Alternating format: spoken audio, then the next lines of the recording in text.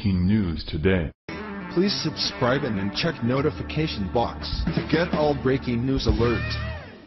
Markle can't marry him. Her secret is out. When Prince Harry proposed to American commoner and Meghan Markle, it appeared as though fairy tales do come true. A regular girl with a messy family dynamic and recluse father was flung into royalty and would soon become a princess. It seemed like a real Cinderella story until the fairy tale came to a screeching halt after her secret came out, banning her from marrying the prince. Now, Markle must face the royal family matriarch, the Queen of England, who doesn't seem too happy about what she's been hiding. The picture of perfection and elegance that this couple has portrayed over the last few weeks as they flaunt their love for each other from the States to the royal palace, has now been shattered as it seems like it was a front for something else. The American actress does what she's apparently pretty good at, and that's pretending to be someone she isn't.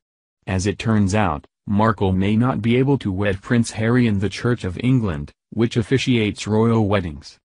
Prince Harry has planned to tie the knot with Markle in May, however, there could be some hiccups along the way before that can happen.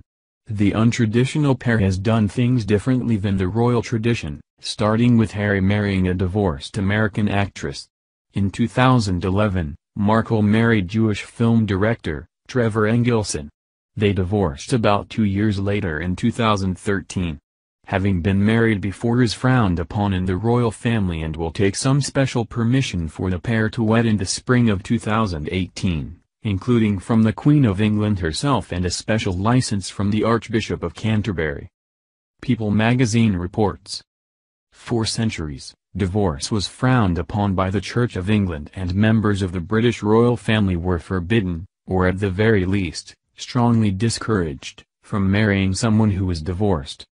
The history-shaking controversy surrounding Edward's abdication, as fans of the Crown will attest, has never been forgotten by Queen Elizabeth, who was just 10 when her uncle stepped aside, paving the way for her own ascension to the throne.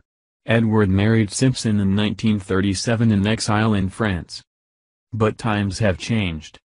In 2002, the General Synod, the governing body of the Church of England, voted to recognize that some marriages regrettably do fail. They added, there are exceptional circumstances in which a divorced person may be married in church during the lifetime of a former spouse. Any decision as to whether or not to solemnize such a marriage in church after divorce rests with the minister. However, being a divorcee isn't the only hurdle Markle is facing in marrying her prince. Religion plays a part as well, and since she seems to assume the faith of whoever she's with, she's going to have to state what she believes on her own.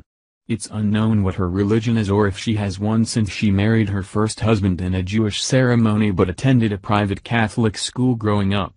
If she's in fact Catholic, this could be a problem in marrying Harry in the Church of England. People magazine explains.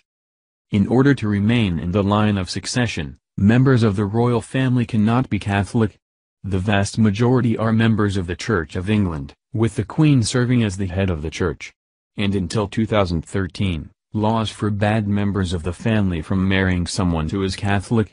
It was a restriction couples could work around. Peter Phillips's wife, Autumn, converted from Catholicism before their May 2008 wedding. If she hadn't, Phillips, the Queen's eldest grandchild, who is 13th in line to the throne, would have lost his place in the line of succession.